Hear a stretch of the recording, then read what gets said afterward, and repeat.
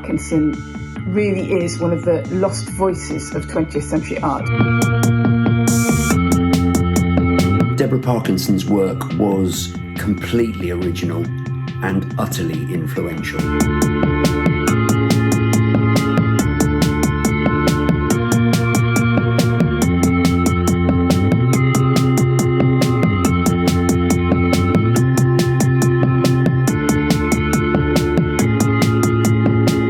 Deborah Parkinson is a brilliant artist. I love her work.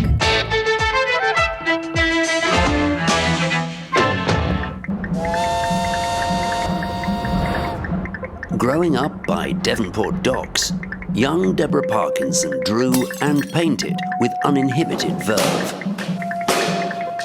Deborah Parkinson is part of Plymouth's history. We're very proud of Deborah Parkinson. Deborah Parkinson is one of modern art's best-kept secrets. Leaving home for Paris, she was thrown into the thrilling, chaotic world of the surrealists. But then war broke out. Deborah Parkinson came to Mexico like so many surrealist artists during the war. She became friends with Catiorna, Remedios Varo, and Leonora Carrington, among others. Having escaped to Mexico, she encountered Frida Kahlo and became involved in a famous murder plot. She hung out with Frida Kahlo and Diego Rivera, and also, weirdly, Leon Trotsky, who was also there. Deborah endured chaos and danger, but survived. Encountering figures from her past in New York City, she accepted who she was. In the final chapter of her long life, she was reconciled with the mysterious figure who had shadowed her for years, the hyena of her paintings, her stories, her dreams.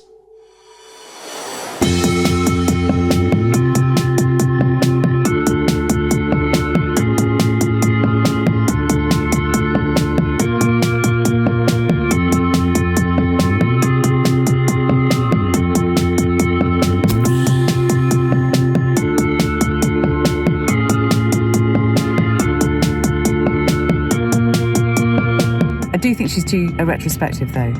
Some kind of exhibition.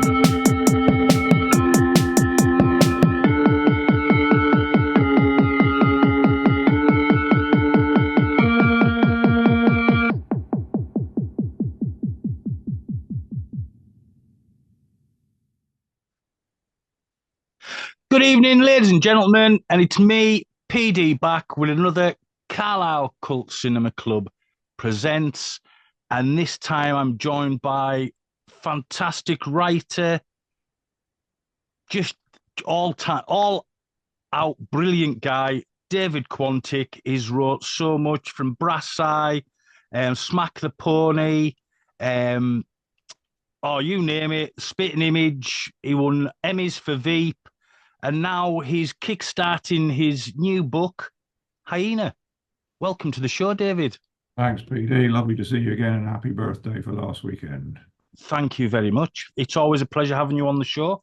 And when I seen you were getting a Kickstarter up and running, I thought I'd give you a shout to see if you wanted to come on. Here I am, very kind. And here you are. So you've got this book, Hyena, and you're getting the Kickstarter up on the 21st of October, which is this Monday. That's right. That's right. I wanted to get it done, after the summer holidays and before Christmas, when people aren't skint, so they can give me all their money instead to publish my book. Hey, that's fair enough, because I'm sure it'll be a fantastic book knowing your writing. So before we get into the meat of the book, tell everybody why you're kickstarting the book. Well, I wrote this book and I have a book agent. She sent it out to people, but they didn't like it. Somebody said that it had no story, which was a bit annoying, since I think it's got a story, and a good story. And publishing being what it is, it's very hard to get published anyway. And, it was like, I just thought nobody wants it, but I really like it. So even if it's rubbish, I can ask other people if they'd like to buy a copy. And there's a company called White Fox who people had recommended to me. They don't give you any money, but on the other hand, they don't take any money off you, because that's very much, I warn everybody who's written something that if somebody offers to publish your book, but you have to pay them, then maybe you should think about something else. So with White Fox, they publish books. Some good friends of mine have published with them. But they basically said, if you can kickstart it and get the money, then we'll do the rest. And that's what I'm doing. Excellent. I don't think you'll have a problem at all. Just from the sound of the book. And it does sound excellent. It follows Deborah Parkinson. So tell us a bit about Deborah Parkinson. Well, long story. When I started, the first time I had the idea for the book, I wanted to write a book that was a bit like Travels with My Aunt by Graham Greene, which is basically about an old woman who's quite outrageous and her nephew. And it sort of mutated. And I started thinking about, I really like surrealism. I like the painters of the 1930s and onwards. But there's the ones who are women, bizarrely, are the ones, not bizarrely, but they're the ones I generally tend to like. People like Leonora Carrington, Remedios Varo, and an American called Dorothea Tanning is the kind of surrealism that I like. It's literally dreamlike, quite strange scenarios. It feels like dreams. It feels very beautiful. And they were really interesting characters because in those days, if you were a woman in the art world, you were generally what they like to call a muse, which meant basically you stood there while people burst into tears and tried to go out with you. And if you were lucky, they painted you. And then they went off to their mates and got drunk and were men. And I found that interesting to be a woman artist at that time because they weren't really getting any credit. People like Leonora Carrington and the ones I've just mentioned tended to become famous after they died. But one other thing about those artists was that they came from quite well-off backgrounds. Leonora Carrington's parents were very rich, for example. She was a Deb, famously. She was put into an insane asylum in Spain just during World War II. And she was rescued. The person who came to get her was her nanny, which is not something that happened to most people. So I thought, well, while they had the disadvantage of being women in a misogynist men's world, they were at least, from fairly privileged backgrounds. They had support networks. Leonora Carrington used to take her clothes off at parties in Paris and dance on a table. You can only really get away with that if you're quite posh. So I thought I would like to write about someone who wasn't from that background. So I thought Deborah Parkinson, I decided for reasons, lots of reasons, to make her the daughter of a pub owner in Devonport in Plymouth, because that's where my dad came from, and his family, three of them at least, were publicans in Devonport. So that gave me a kind of insight. I knew a bit about that world and that period. And I thought it'd be much more interesting, rather than a posh lady goes to Paris and becomes an artist, what if someone who had no backup system, who had no letters of introduction, had to work as a waitress in Paris to fund their art? And sort of it all went from there, really. And it got quite strange. And Deborah Parkinson meets lots of people. She meets Frida Kahlo. She meets Trotsky. Both those things are entirely possible. And yeah, she has an extraordinary life. Fantastic. So I take it you had to do quite a lot of digging into the lives of some of the painters who you mentioned, likes of Frida Kahlo and all that, who were in Paris at that time. Yeah, I mean, Frida Kahlo was someone, I like her work a lot. Another woman artist, obviously. But I'd never really, I don't know, I'd never really sure if I liked her. And then I bought a book of her letters and they were absolutely hilarious. She's just really bitchy and really contentious. She's just constantly going on about those damn surrealists and those bloody bastards. She's always bitching and moaning about people. They send her pictures to Paris for an exhibition and then they lose them for several months and they find them in a lockup somewhere. And I just really liked her. I really liked her attitude from the letters. And so I made her one of the goodies in the book. Right. So is there any other kind of historical characters in there apart from painters? Well, I made up a few people, but most of them are in it as kind of bit parts. There's sort of Oh, I put the Velvet Underground in for 2 seconds. They walk across a lobby in New York, so you can see it's quite a long history book. Um, Mostly it's the usual suspects. Picasso's in it and Dali, Max Ernst and Andre Breton, slightly lesser known these days, surrealist, and of course Trotsky, who is a wanker. And there's a murder attempt on Trotsky, excuse me, a real life murder attempt, and of course but I discovered there were actually two, and they got him the second time, but obviously didn't get him the first time. So I thought it'd be fun to have Deborah Parkinson implicated in the murder of Trotsky, just like Frida Kahlo was, because Frida Kahlo and her husband Diego Rivera, they were big mates with Trotsky, and then it became quite uncool to be fans of Trotsky because they were Stalinists. And so some people think they may have been involved in the murder of Trotsky. And it's nice to have a character who can move about to all these different places. But yeah, I did have fun doing the research because it's a great excuse to do real stuff. And normally you just go on the internet, and I did a lot of internet stuff, and you can find loads of stuff. You can find the plans of Andre Breton's house in 1935. So if you write a party scene in Andre Breton's house, you can actually tell people where the toilet is, which is mad. But what I really liked was buying books. I was buying street directories for Plymouth, which I'm sure is going to make people buy the book in their droves. But it was really nice to look people up, to look up various Quantick ancestors of mine and see that they did live in those streets. It was really nice to create a world of Plymouth, of my dad's youth and my own childhood, because the book goes through the 60s in Plymouth. So it's actually got Smiths in it, the shop Smiths, not the actual Smiths. Yeah. Yeah, and with the internet, you can go on Google Earth and you can walk down a street in Mexico City, which is always fun. Yeah, I mean, with the internet nowadays, you can go so much and do so much more with it. Like you said, walking down the street in Mexico on Google Earth.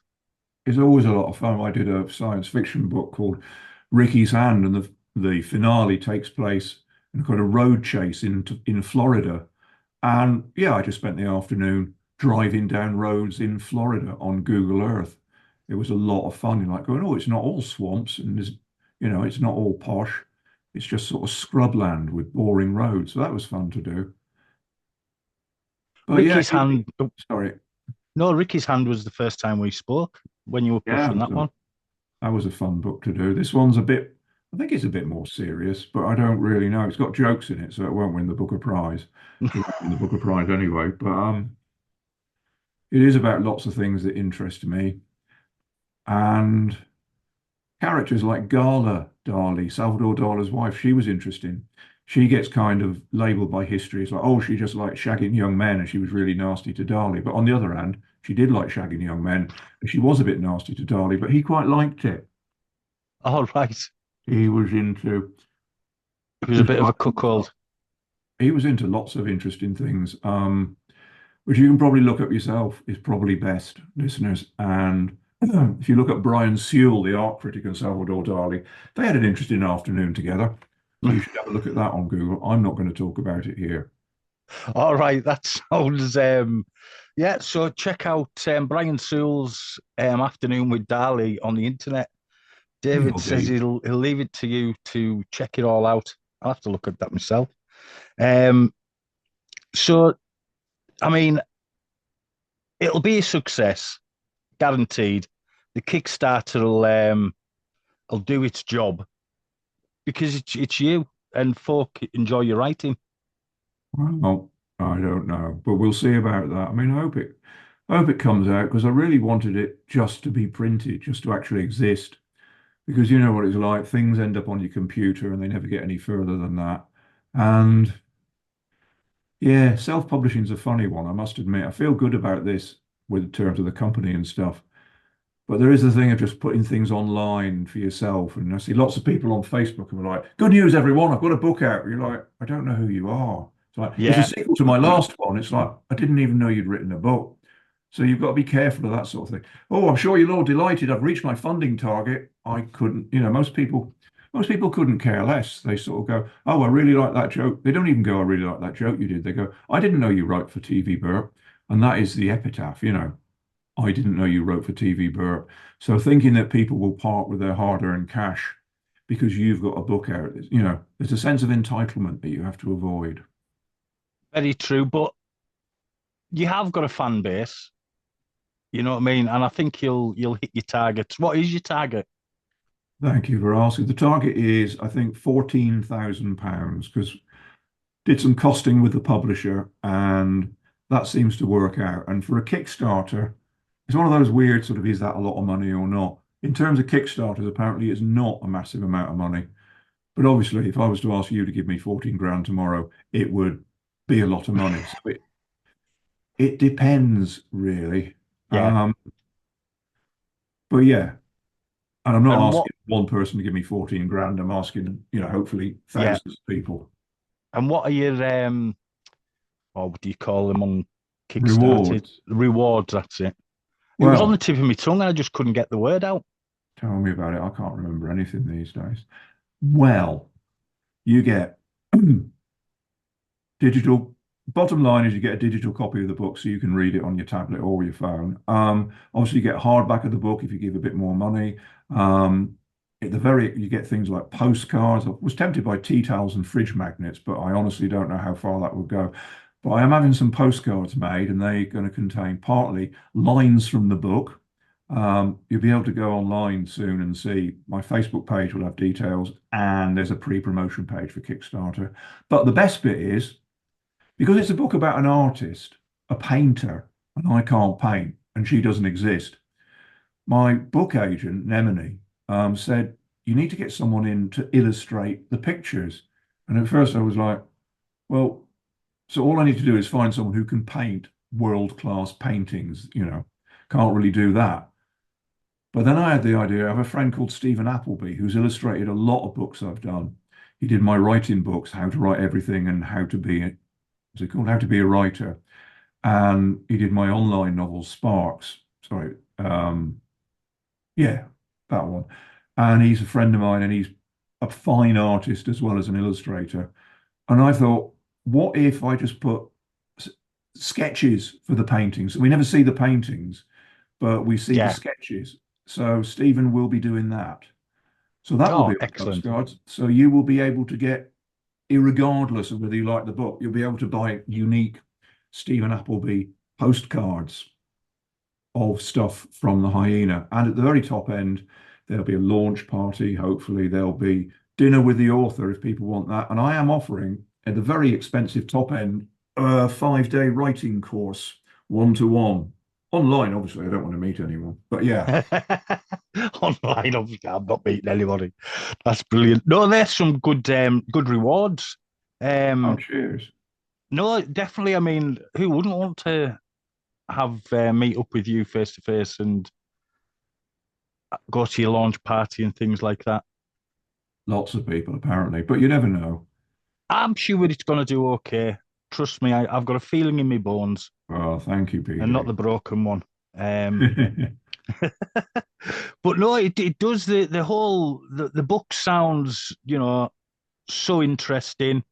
And then obviously what you've got in the kind of bio, after she's been in Paris, she kind of comes back and settles with a family and things. Yeah, that was I mean, because I wanted to write about her life and I didn't want it to be like, and then I met James Bond and then I met Hitler and I had these. I thought it would be interesting if she'd had a wild period in Paris and Mexico and she'd been through the war to kind of make her be domestic, because that's what a lot of people do. So I put her back in Plymouth in the 60s, which was when, as I say, I was a kid. I was able to write about that world. And also she starts to obviously go a bit mad because, when you've been in Paris and met Trotsky and Dali and all this lot, and you're living in a nice little house in Plymouth and you're not going out to work and you've got 2 kids. Because again, that's the thing. It's a bit weird these days being a man writing a book about a woman, but I'm going to try and do it. But, a problem that Picasso didn't have was having to take the kids to school in the morning. No. he didn't have to get the lunches ready for anyone. So, and I wanted to write about that and about somebody who's not going to give in, not going to be crushed down by that. And yeah, it's hard to describe without describing the whole book, which is why I've put, as I'm sure you're Yeah, aware, well, videos all over the place. My friend Johnny Dawes, I've noticed.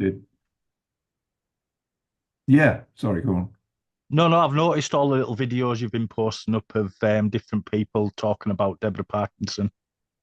Yeah, well, my mate Johnny Dawes, who's a songwriter and a video director, and I'm not making this up, a stunt man who's brilliant. He looks at I look at his work sometimes and offer notes, and he makes videos, he makes them for other people. And he did this one for me, and it's incredible. But yeah, he's used loads of archive. And I thought that I would get people in to talk about Deborah as though she was real. And I thought about, a lot of people go, oh, do you know any famous people, And it was like, well, I've worked for famous people. But if you get famous people in, people just go, well, why do you need my money?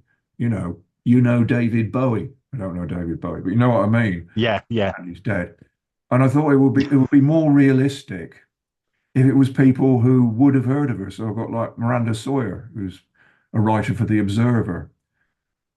She would know. Yeah. And also, I did a film.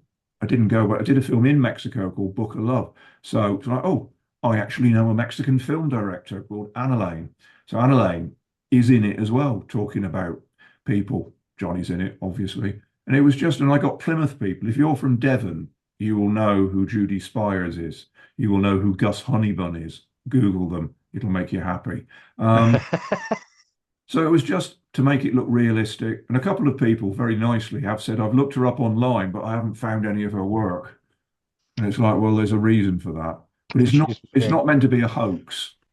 No. But no, it's clever marketing. Oh, I hope it's not too clever. No, it is clever it's really good marketing. Because when I first seen them, I was wondering, well, what's all this? And obviously clicked onto them and then realised it was for the book. Well, it's what you have to do.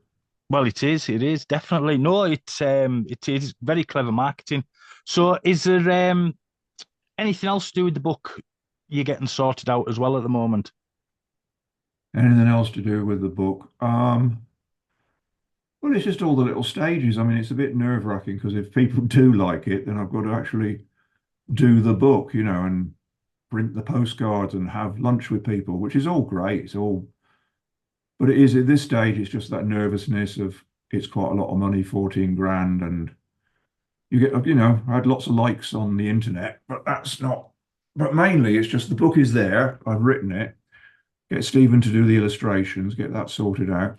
And it could be, there's a pamphlet as well, because there's some stories. I've ripped off various surrealist writers and written some stories. So there's a unique pamphlet of stories from the Hyena. And you do sit there thinking, does anybody actually want this? Maybe they do. We'll find out. But no, that's pretty much everything. You would be surprised.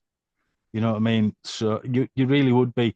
So before we started talking about the book and things, you mentioned you'd just been writing some scripts for your French and Saunders radio show. Yeah, that's fun.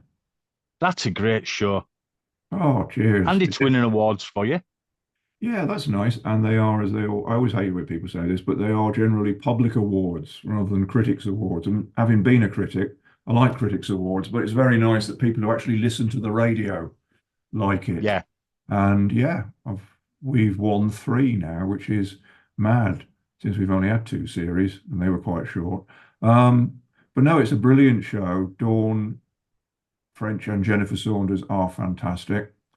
And Dawn's from Plymouth as well. It's a very Plymouth-orientated broadcast, this. But no, it's really special to me just to be working with people like that and all those showbiz sort of things. It's really nice to be able to take because the characters, one of them's a writer and one of them's a sort of former movie star. It's really good because it enables you to take the piss out of loads of different things, everything from, Alfred Hitchcock to Strictly Come Dancing, from comedy travel shows where it's 2 stand-up comedians in a quirky vehicle. all the way over to the BAFTAs. So it's nice because it is a show about people, but people, it's the way TV work. You say EastEnders and you instantly get a laugh and everyone goes, "Oh, I've seen EastEnders. That's funny. They mentioned Yeah. EastEnders." Get And I what? to do that only with Sally Rooney. So fingers crossed. Oh well, that I'm looking forward to listening to the third season. It is Because indeed. it's very funny. Anything else you got on horizons? Um, well, I'm still working on the project we can't talk about. Yes. That's one for me and PD, which I can tell you about if and when it actually does happen. Yeah. But I'm doing So a it never record. happened over the summer then? No, there's various things to do with various deals and stuff. It's all Mm. just little fiddly stuff. Things move around, literally in this case. And I'm enjoying being 63 and writing for, I started off as a music journalist when I was 22. And then I was all like in the thick of it. And I was part of the music world and all the contemporary groups knew me and I knew them. And then you get older, you start writing for Q magazine because you're in your 30s and all the groups are in their 30s. And you're not behind, but you have to make an effort. And then it all starts to spin away from you in your 40s and 50s. And you write for things like Mojo and Uncut. And you're often repeating yourself. And you're writing about the Beatles and Neil Young and the past. But now that I'm 63, I'm writing for Record Collector, which is where you go next. And it is absolutely fucking brilliant. Because I've got a column, you can write about anything. You can write about Chapel Roan, you can write about Charlie XCX, as well as writing about Neil Young and the Beatles. Yeah. And it's just brilliant because Record Collector exists for one thing, to write about records. So they can put Taylor Swift on the cover and write about collecting Taylor Swift records. And they've got great writers. I'm doing an advert for Record Collector now, but why not? It's all right. And yeah, so it's quite weird because when I was a music journalist in my 20s, I always thought, what the hell am I going to do when I'm 30? I can't write about music when I'm 30. And it is a bit like, you wait, mate, you'll be writing about music when you're dead. Yeah. Typewriter in your coffin. There will be a graveyard full of music journalists all hooked up to computers, still wanging on about Neil Young's live albums. When Dylan went electric. When Dylan went electric, when Dylan was cremated. Which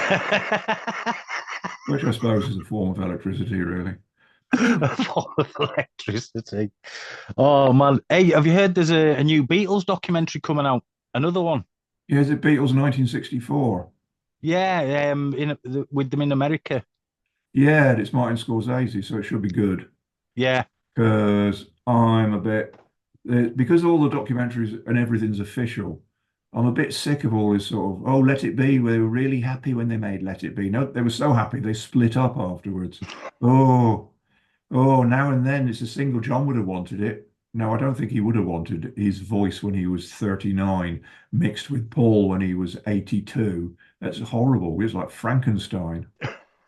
There should be a great horror movie called The Beatles Are Back, and there's like a John Lennon zombie and a Paul McCartney Frankenstein and a Ringo werewolf. There's a one for you to write. There's one. The Beatles Back from the Dead. Dawn That's it. Dawn of the Beatles, that's it. That'd be an interesting read. But did you get to watch Let It Be when it was released onto Disney, the original version? I started watching it. I've had somebody made me a slightly dodgy DVD a long time ago.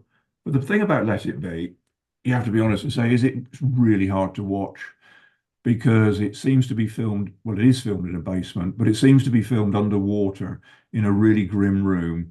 You really instantly get that the Beatles have been asked to get up at 6 o'clock in the morning. Everyone looks miserable. Everyone looks like crap. They perform. It's not a very good album either, Let It Be. It's got some absolutely classic songs on it, but a lot of it is just jamming.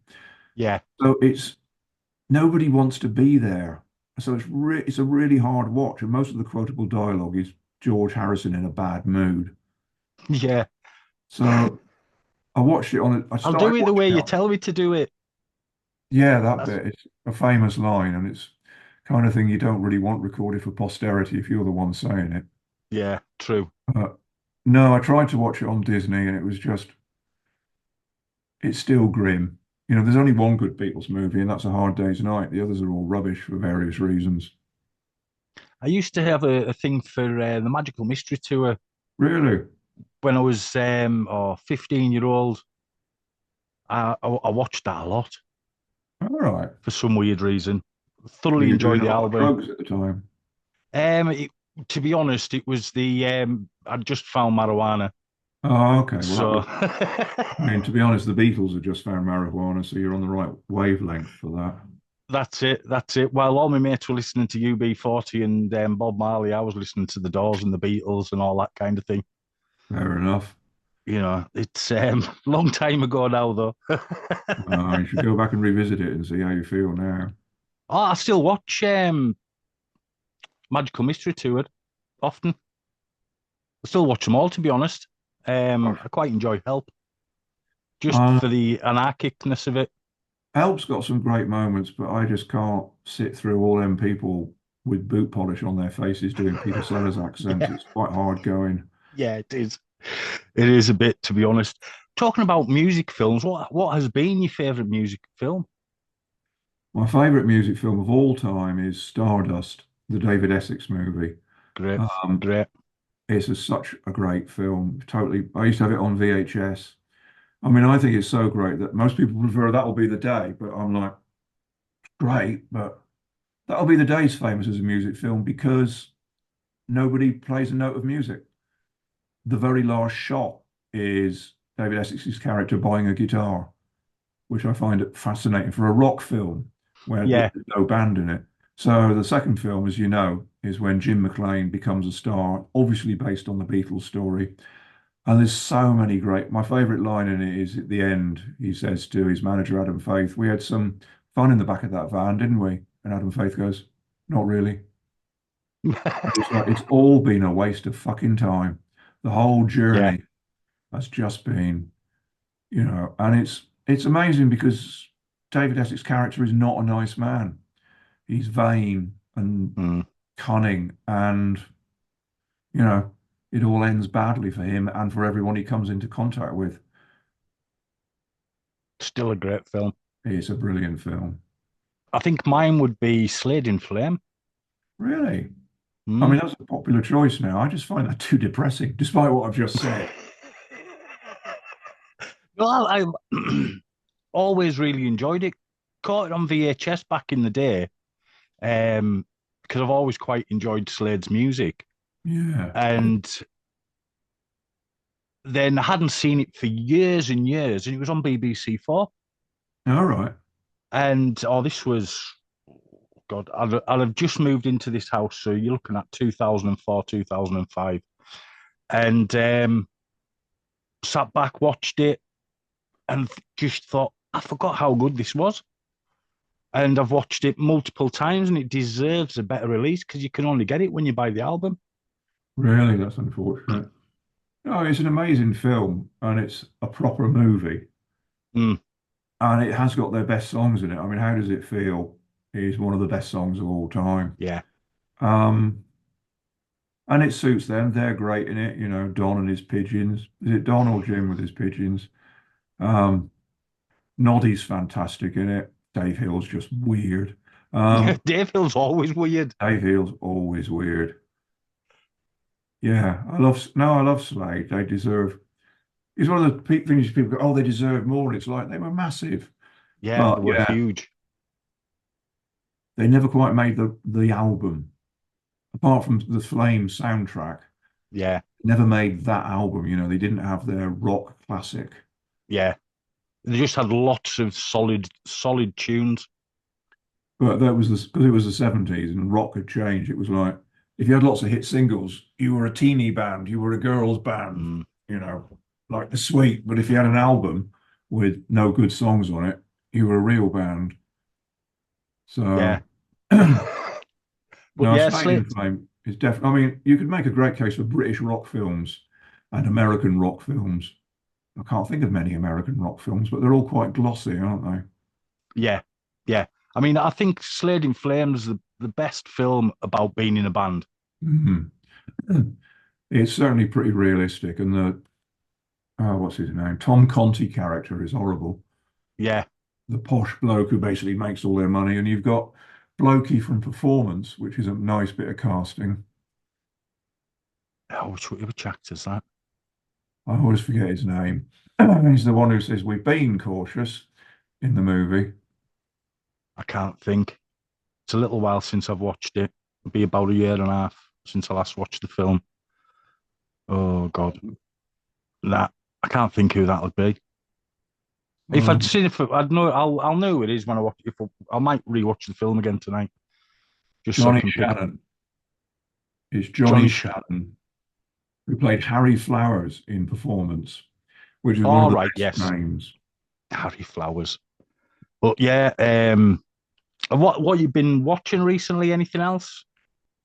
Well, Film-wise? I watched Slow Horses. That was great. Yeah. I watched Ludwig. That was quite fun. I've been watching a German thing called Cleo. Have you seen that? Oh, is that on Netflix? Yeah, she's a Stasi assassin looking for revenge. And it's a bit quirky at times, but it is very good. I know there's a second season coming. Yeah, I think that's why it's back up because I was watching the first series and then I got bored, or I think it was a bit too twee. And then I watched it again when they put the second series up, and I'm like, oh, it's not twee at all. It's a bit quirky, but not twee. Yeah. So I'm really enjoying it. Just finished Sweet Pea last night. Oh, was that good? I enjoyed that. The lassie who plays Sweet Pea, who's in Fallout and things like that, she's really, she's knocking out the park at the moment. Cool. Thoroughly enjoyed that, and I've been watching me usual horror because it's October, run up to Halloween. I'd had Dominic Brunt on a couple of weeks ago, so I'd watched all his films on the run up to interviewing him. That's Paddy the Vet from Emmerdale. Oh, I love him. He's a great bloke, absolutely fantastic interview. That's coming out soon. Yeah, good chat. Great filmmaker. Amazing. He's done some great British horror films, to be honest. Very quirky, and not one film is like the last. Wow. So, and his wife started directing and things. They've got a film out called Broken Bird, which is doing quite well. So yeah, I'm trying to think what else I've been watching. That'd be about it, really. Just loads of cheesy horror films and Trog, which is terrible. Trog. Oh, if you've never seen Joan Crawford's last film. Oh my God. Oh, wait, is there a hairy faced person in it? Yes. Right. British film. It's one of those that it's that bad it's good. It's hilarious. I was recording a Trog special with a guy who I know who's a massive fan, Eric McNaughton, who's the publisher of We Belong Dead, who I write for, and I'd always been winding him up. I'm going to do a Trog special one day, Eric. Then I got in contact with him and said, "Come on, then we'll do a Trog special." So he was over the moon. Oh, brilliant! To the point now they're doing a Trog book. Oh wow, that's really good. So yeah, I just watching stuff like that really, and I'm at For Love of Horror this weekend. You what? I'm at the For Love of Horror con this Oh weekend. right, is that thing cool? Which should be good. Meet the Evil Dead cast, the original Evil Dead cast. Oh wow, that's amazing. So that's what I'm looking forward to. So anything else you want to say on Hyena?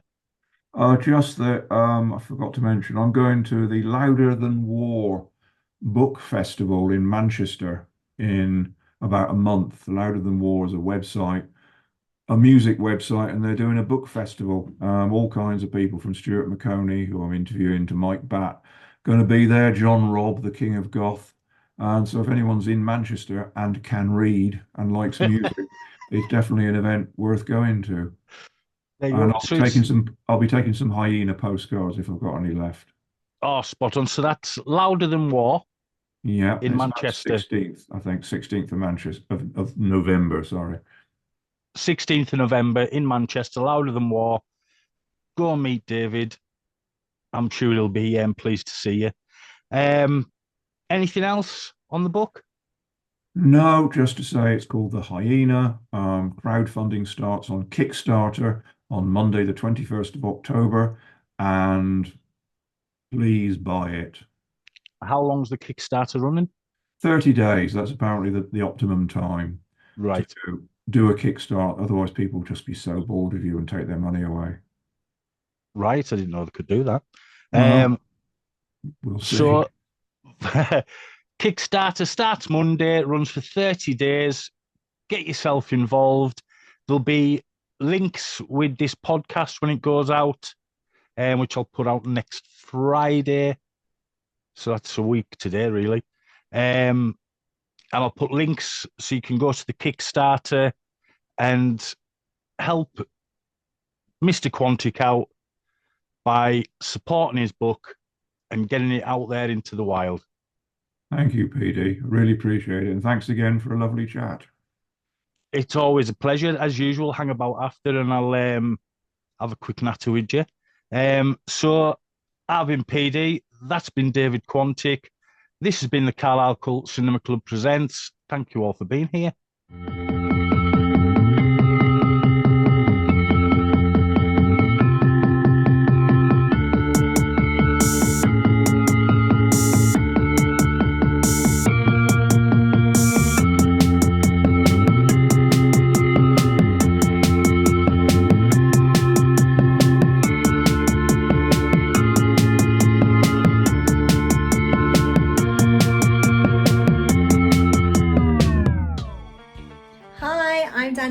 And you are watching the Carlisle Cultcinema Club.